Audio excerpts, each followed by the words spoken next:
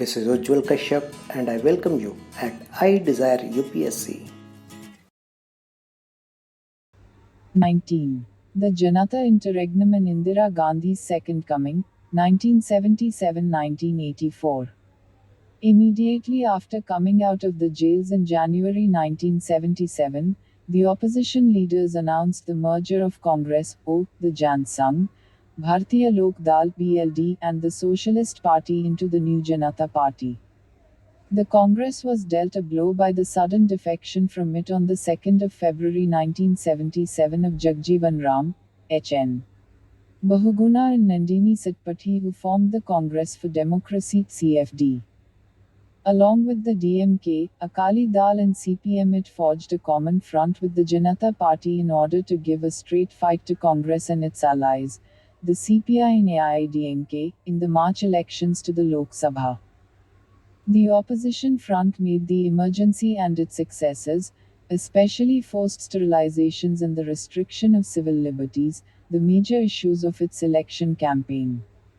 The people also treated the elections as a referendum on the emergency. With the popular upsurge in favor of them, the Janata Party and its allies were victorious with 330 out of 542 seats. Congress trailed far behind with only 154 seats, with the CPI, its ally, getting 7 and the AIADMK 21 seats. Congress was virtually wiped out in North India, it won only 2 out of 234 seats in 7 northern states. Both Indira Gandhi and Sanjay were defeated. The electoral verdict was, however, mixed in western India. Surprisingly, in the south, where the emergency had been less vigorous, and the pro-poor measures of the 20-point program better implemented, Congress improved its performance, winning 92 seats in place of 70 in 1971. Janata won only 6 seats in the 4 southern states. The CFD merged with the Janata Party immediately after the elections. There was a near crisis over the issue of prime ministership between the 3 aspirants, Morarji Desai, Charan Singh and Jagjeevan Ram. The matter was referred to the senior leaders, Jayaprakash Narayan and J.B. Kripalani, who ruled in favor of the 81-year-old Desai, who was sworn in as Prime Minister on the 23rd of March. One of the first steps taken by the new government was to try to consolidate its hold over the states.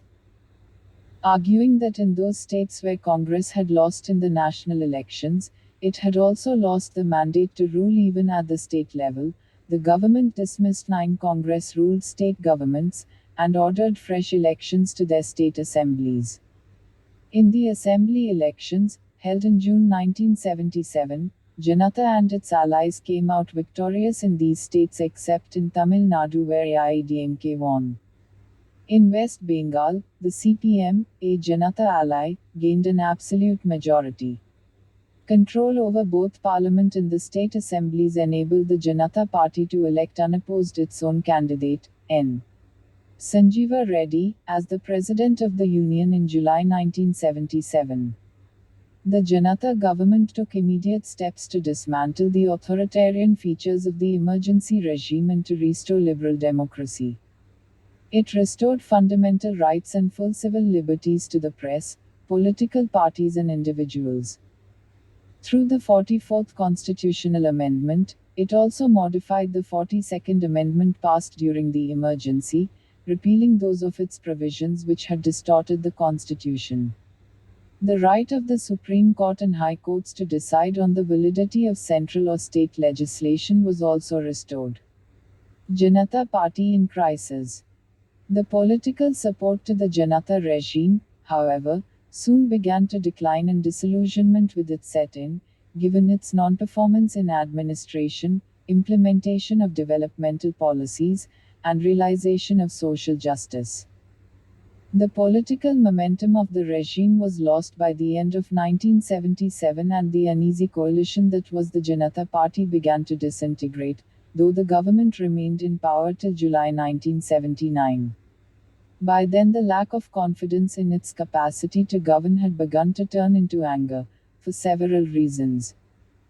First, the Janata Party was not able to deal with the rapidly growing social tensions in rural areas, of which the increasing extent of atrocities on the rural poor and the scheduled castes was one manifestation. The Janata Party's social base in North India consisted primarily of rich and middle peasants belonging mostly to intermediate castes and large landowners belonging to upper castes in the urban and rural shopkeepers, small businessmen and the petty bourgeoisie. The rural landowners felt that with the Janata governments at the center in the states, they had now unalloyed power in the country as a whole and in rural areas in particular. On the other hand, the rural poor, mostly landless laborers and belonging largely to the scheduled castes, too had become conscious of their rights and felt emboldened by the prolonged functioning of democracy and adult franchise. They also defended and asserted the rights and benefits they had obtained under the 20-point program. In many states, landowners tried to forcibly take back the plots given to them, and moneylenders began to reclaim debts cancelled during the emergency. The result was the wide prevalence of caste tensions and violent attacks on the scheduled castes in North India, an early instance being the killing and torching of Harijan at Belchi in Bihar in July 1977. There was a recrudescence of large-scale communal violence. There were growing agitations, lawlessness and violence which particularly affected colleges and universities, often leading to their closure. The middle of 1979 also witnessed a wave of strikes and mutinies by policemen and paramilitary forces. Next, the Janata regime explicitly repudiated the Nehruvian vision of rapid economic development based on large-scale industry, modern agriculture, and advanced science and technology. But it failed to evolve any alternative strategy or model of economic and political development to deal with the problems of economic underdevelopment. Janata's economic policy merely counterposed rural development to industry-oriented growth. This policy came to be based on three pillars: labor-intensive small-scale industry, not as complementary to but in place of large-scale industry, decentralization in place of national planning, and rich peasant-led agricultural development based on generous subsidies, reduction in land revenue, and massive shift of resources from industry to the rural sector. This shift in economic policy was a recipe for low or non-economic development. Interestingly, the Janata Party made no effort to fulfill its earlier radical demands for land reform and payment of higher wages to agricultural laborers. The one positive economic step that the Janata government did undertake was the effort to provide employment to the rural unemployed through the Food for Work program, which was used to improve village infrastructure such as roads, school buildings, etc., and which was particularly efficiently implemented by the CPM government in West Bengal. After the first year of Janata rule, the economy started drifting, with both agriculture and industry showing stagnation or low rates of growth. Severe drought conditions and devastating floods in several states affected agricultural production in 1978 and 1979. Prices began to rise sharply, especially as food grain stocks had been used up in the Food for Work program. International prices of petroleum and petroleum products again rose steeply. The heavy deficit financing in the 1979 budget, presented by Charan Singh as finance minister, also had a marked inflationary impact. The year 1979 also witnessed widespread shortages of kerosene and other goods of daily consumption. By the end of that year, inflation had gone beyond 20%. The Janata government's tenure was too brief for it to leave much of an impact on India's foreign policy, though while continuing to function within the existing, widely accepted framework, it did try to reorient foreign policy. It talked of genuine non-alignment, which meant strengthening ties with the US and Britain and moderating its close relations with the Soviet Union. Holding the party together seems to have been a major preoccupation of the Janata leaders. Already disintegrating by the end of 1977, by 1978-79, the government, lacking all direction, was completely paralyzed by the constant bickering and infighting in the party both at the center and in the states. Each political component tried to occupy as much political and administrative space as possible. In the ideological sphere, the Jansang tried to promote its communal agenda via textbooks and recruitment to the official media, educational institutions, and the police. The Janata Party remained a coalition of different parties and groups and was a victim of factionalism, manipulation, and personal ambitions of its leaders. The different constituents were too disparate historically, ideologically, and programmatically, bound only by an anti Indira Gandhi sentiment and the desire for power.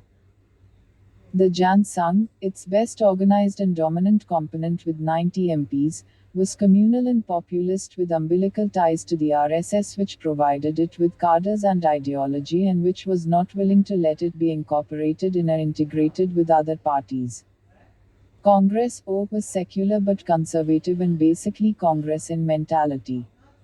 BLD was secular, but a strictly rich peasant party with no all India or developmental vision. The socialists were largely ideology-less and rootless except in Bihar.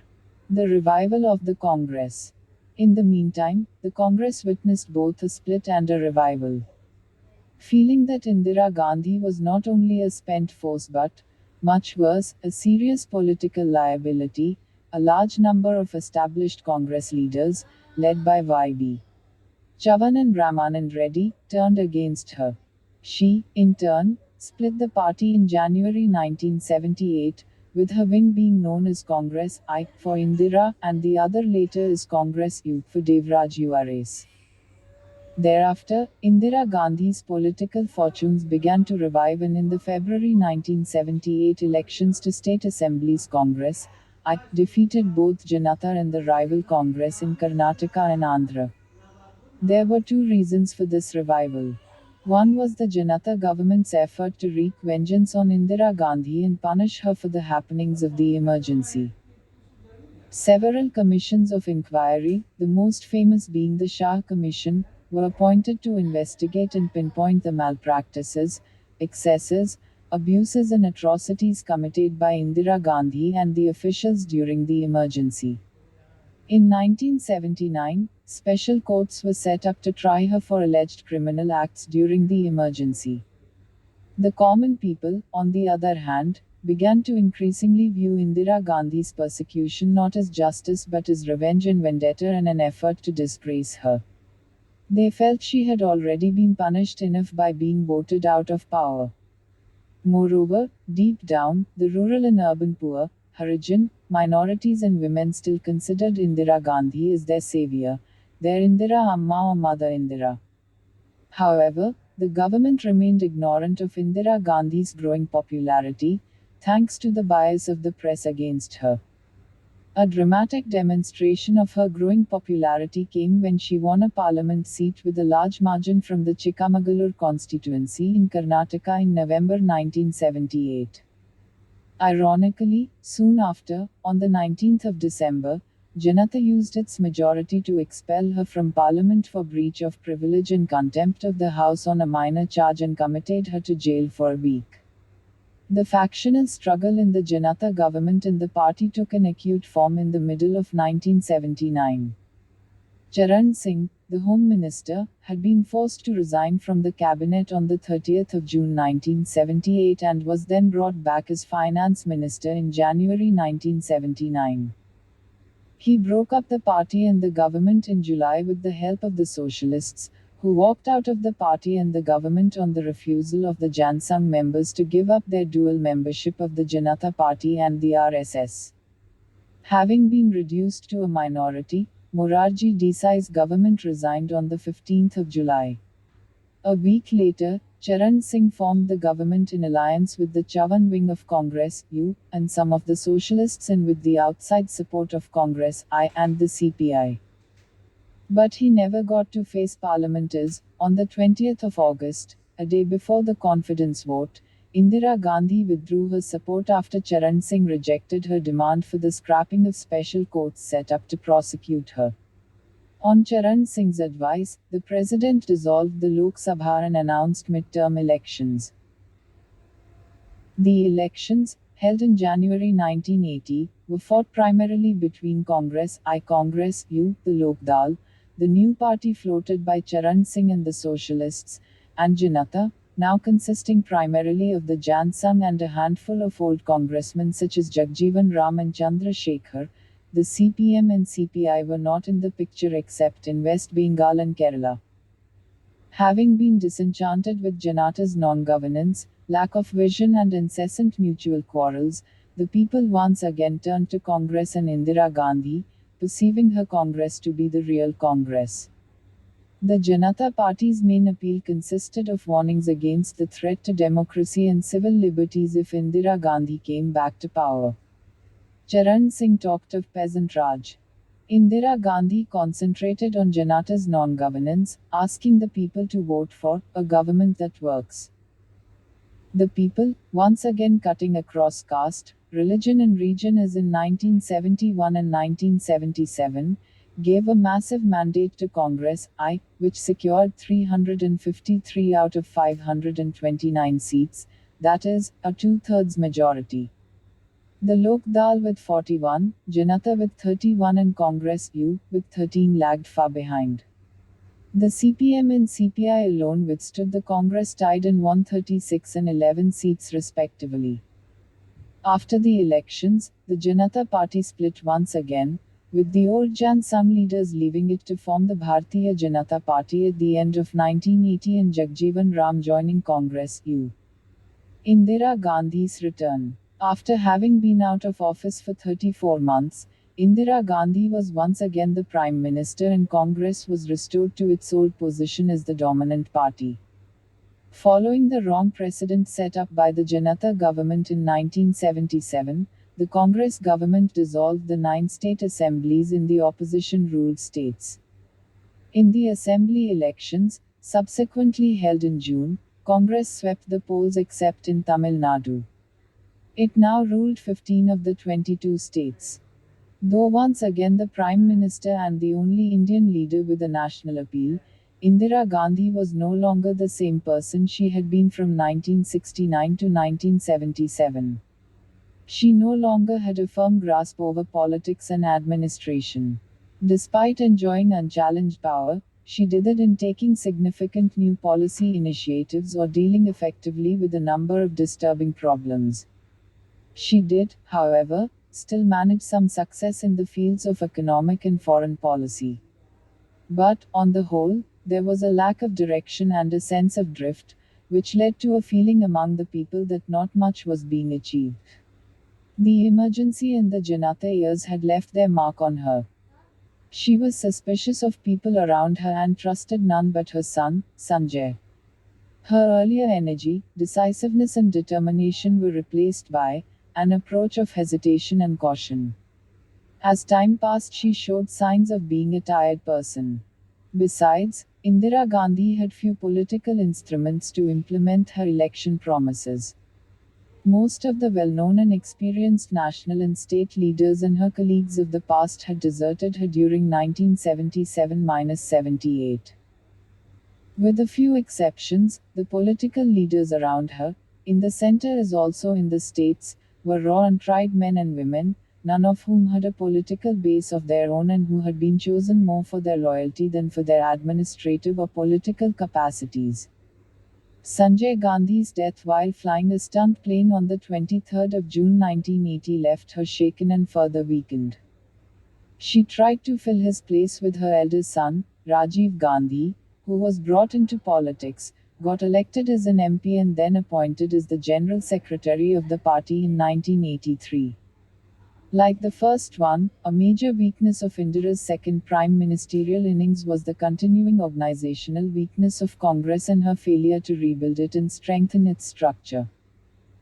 This inevitably affected the performance of the government and its popularity, for a weak party structure meant the choking of channels through which popular feelings could be conveyed to the leadership and the nature and rationale of government policies explained to the people.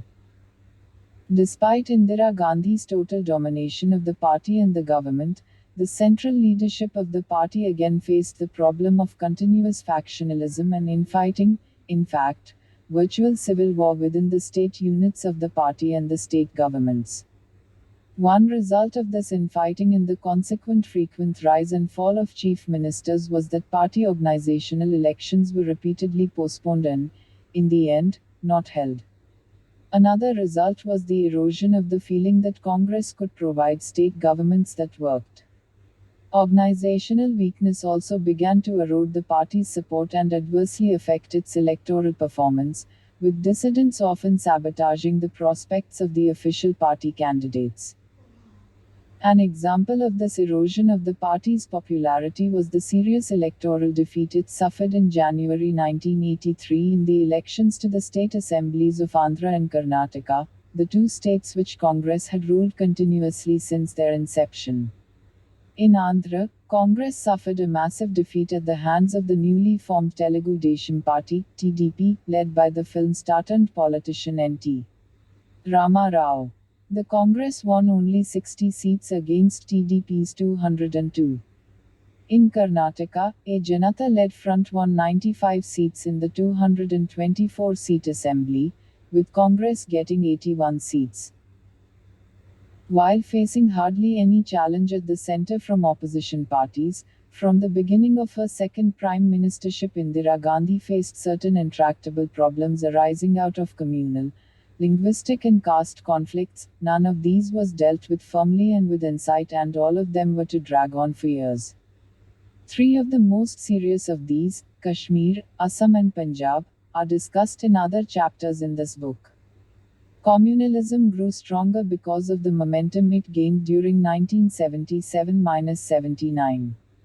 Its overt manifestation was communal riots, which spanned all the years from 1980 to 1984 and beyond, and which began to engulf even South India. Similarly, atrocities on the scheduled castes and scheduled tribes continued as they began to assert their social and constitutional rights. However, administrative and judicial action, which included long terms of imprisonment, was taken in some cases against the perpetrators of the atrocities. Though hesitatingly, India once again resumed its tasks of planning and economic development, with greater financial allocations being made for the purpose.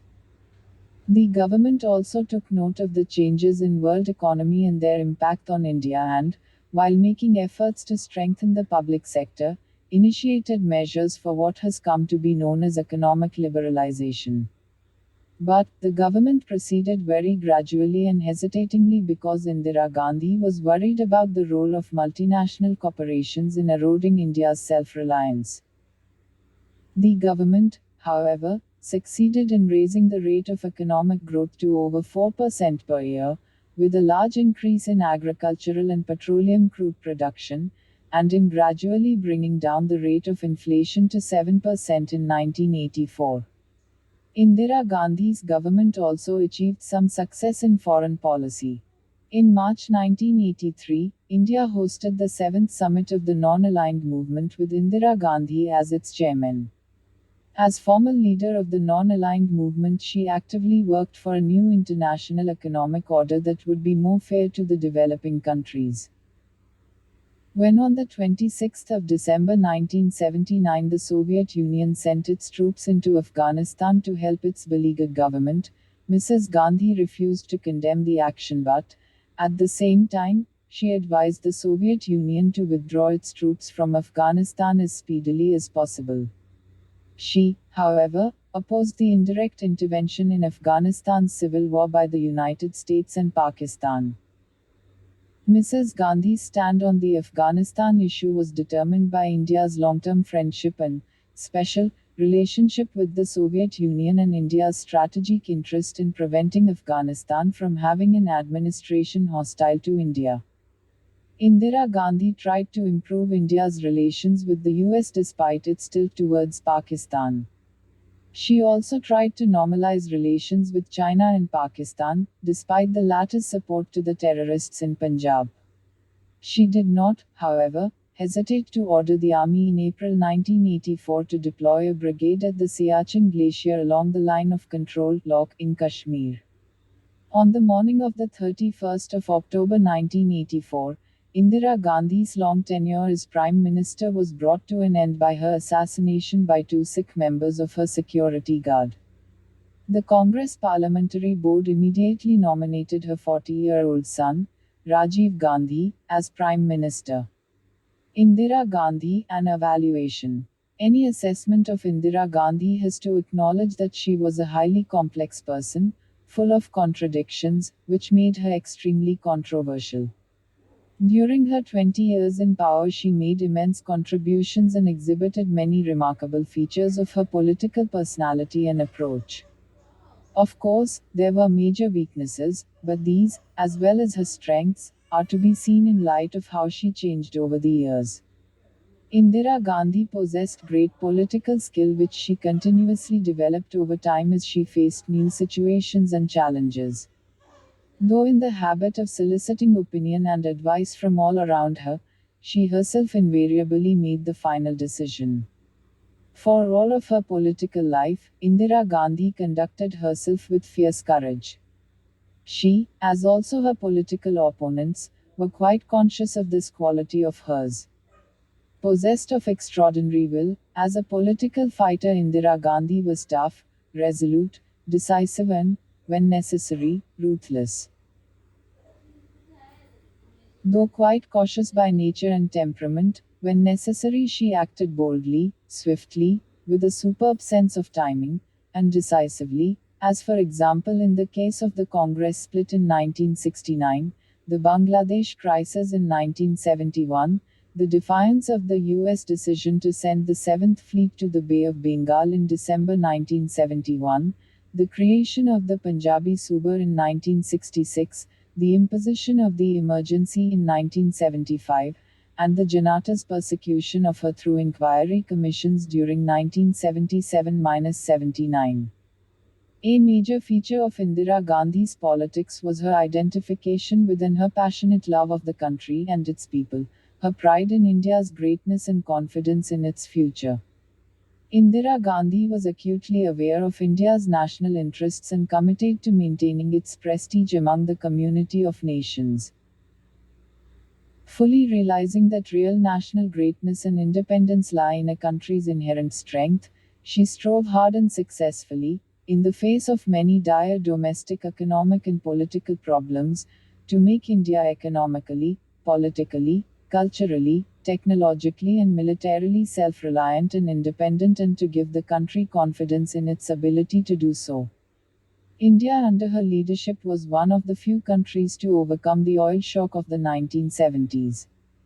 The success of the Green Revolution made India self-sufficient in food grains and broke its dependence on food imports. Throughout the Nehru and Indira Gandhi years, India was shielded from the recessionary cycles common in other capitalist economies. Indira Gandhi used her firm grasp of world politics to ensure that there was no successful overt or covert foreign interference in India's internal affairs. She kept India free of both the Cold War blocs and the two superpowers.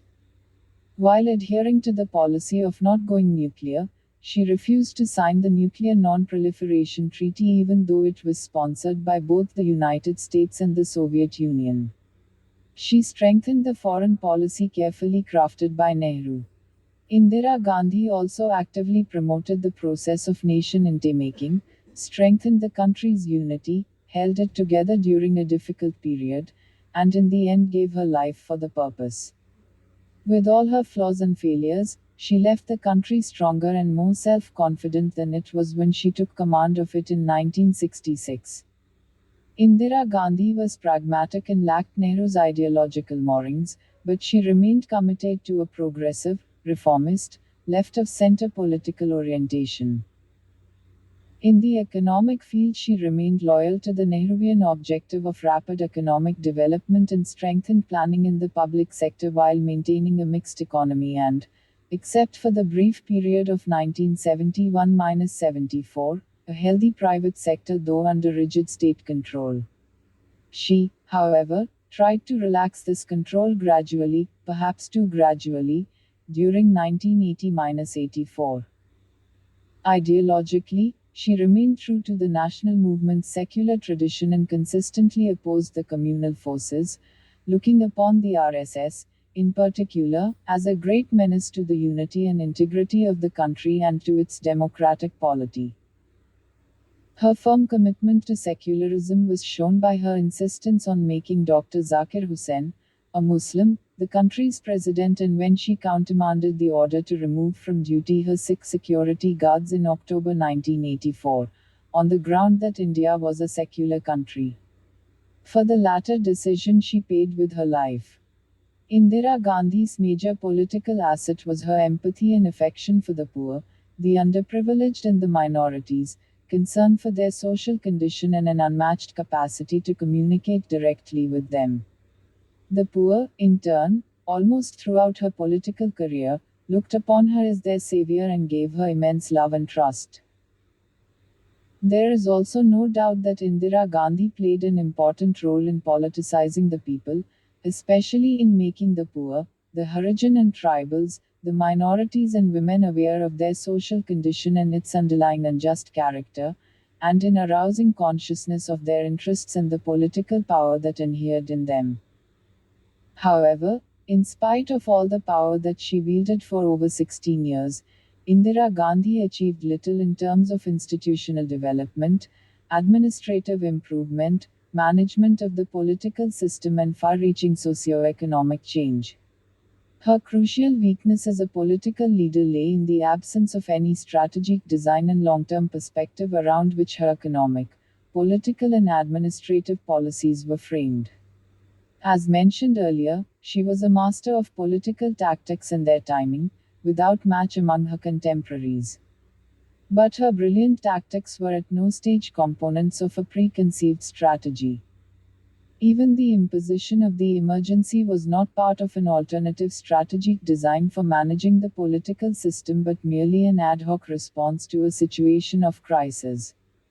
But tactics, however sound, cannot suffice in themselves. They are the short-term, issue-to-issue policies through which a strategy is implemented. Without a strategy, tactics, however brilliant, hang in the air. They do not even help formulate policies which are adequate to the achievement of the proclaimed objectives of a leadership or which enable it to move a country towards the desired destination. In economic development and foreign policy, the Nehruvian strategies were there to guide her, and after some initial vacillation, Indira Gandhi went back to them. For management of the political system, or even overcoming the instability of the state, or development of the administrative structure, or at least preventing its downslide, there were no clear-cut or specific strategies upon which to fall back, and Indira Gandhi failed to evolve any of her own. She did not creatively develop Nehru's strategy even in the field of economic policy to meet a changed national and world economic situation, as is evident from her hesitant efforts to relax the license quota regulation regime. Similarly, she failed to evolve a strategic framework to deal with communalism and separatism, resulting in her failure to deal effectively with the Punjab, Assam and Kashmir problems. The consequences of Indira Gandhi's failure to evolve and function within a strategic framework were felt in several other fields also. Despite massive electoral majorities, Indira Gandhi was not able to make the institutional changes in political or governmental apparatus, parliament, cabinet, police or bureaucracy or Congress party or the educational system needed to implement her own agenda. Not only did she not build any new institutions or make any effort to reform or strengthen old ones, much worse, she made little effort to check the erosion in most institutions and, in fact, contributed to the decay of some. As a result, increasingly over time, Indira Gandhi came to rely on personal power rather than on political and administrative institutions. She concentrated and centralized authority and decision-making in the party and the government in her hands. She systematically undermined her own party leaders who had an independent political base of their own, and chose as chief ministers persons who could not survive without her support. One result of this was that the power and influence of the chief ministers declined over the years. Moreover, Not having a political base of their own, these candidates were victims of continuous factionalism in the party at the state level. Indira Gandhi was forced to replace them frequently, creating instability in the administration and the party organization in the state. Her time was taken up in day-to-day firefighting of problems relating to the party and government management. She had no time for evolving strategies and broader policy frameworks for dealing with the serious problems of the country or the party. It is significant that the only major institution she built up was that of the Prime Minister's Secretariat, which she had inherited from Shastri and which became an independent bureaucratic source of policy, advice and initiative and decision making, thus severely undermining the autonomous role of the cabinet members. Nevertheless, despite all the concentration of power in her hands, it would be wrong to say that Indira Gandhi was undemocratic or tried or even wanted to impose an authoritarian regime. Except for the period 1975–77, she functioned within the parliamentary framework and played an important role in India remaining on the democratic path. She accepted, even when she did not like it, the authority of the judiciary. She did not tinker with the press, even when it subjected her to calumnies, or with academic freedom, even when a large number of academic intellectuals had become severe critics of her. Even the emergency was imposed in accord with the provisions of the Constitution. Moreover, it was she who lifted the emergency, announced and held elections, gracefully accepted the verdict of the vote and gave up power, a feat rarely, if at all, performed by dictators. An example of Indira Gandhi's failure to build up institutions was in respect of the Congress party. She had hardly any capacity or even time for party organization, but was not willing to share the task with others. Even though she replenished the party's social support base, she failed to reorganize and revitalize it after the 1969 split. As a result, it was unable to keep contact with the people except during the elections, and as an organization it gradually decayed, especially at the local and state levels. She ruled supreme in the party, she virtually nominated the party president, members of its working committee, heads of its state units and other party organizations. There was also hardly any inner party democracy and debate on issues, not to speak of criticism of the central leadership. The culture of sycophancy prevailed even after the death of Sanjay Gandhi. However, despite her total supremacy, Indira Gandhi could not prevent the prevalence of intense factionalism in the party at the local and state levels. And, many a time, sycophants turned into rebels and party splitters when frustrated in their hopes. Once again, political and tactical skill enabled Indira Gandhi to manage and control the party, but she could not accomplish the strategic task of reinvigorating it or building it up as an organization. She did succeed in reaching out to the people and establishing direct contact with them, but only through populist measures and only during electoral campaigns and mass meetings. This could enable her and the party to have dominance in the legislatures and over the government, but it did not make it possible for the party to exercise political hegemony among the people outside the legislatures or keep for long the support gained at the polls. Consequently, through most of her prime ministerial period she was troubled and harassed by popular movements and agitations. Even though providing some succor and benefits to the poor and oppressed, Indira Gandhi failed to fulfill her promise of bringing about radical socio-economic change or combining economic growth with social justice. In spite of her long tenure, the economy and society did not move much towards greater social and economic equality. In fact, quite the reverse, India of 1984 was more not less inequitable than India of 1966. This incapacity to move India in the direction of greater egalitarianism was further intensified by her failure to reshape Congress into a popular instrument of political education and mobilization and an agent of social and political transformation. Congress continued to harbor strongly conservative as also radical elements. While the poor and the deprived gave her and Congress massive electoral support in 1971, 1972 and 1980, the composition and structure of the party continued unchanged and perhaps even worsened with the induction of black money and criminals into parties and politics. A giant of a person, with many strengths and many weaknesses, Indira Gandhi strode the Indian political stage after independence longer than any other leader, longer than even her father, and she was fully justified in telling a friend a few days before her assassination, "Whatever happens to me, I feel I have paid all my debts." One in India and its people were surely richer for her having done so.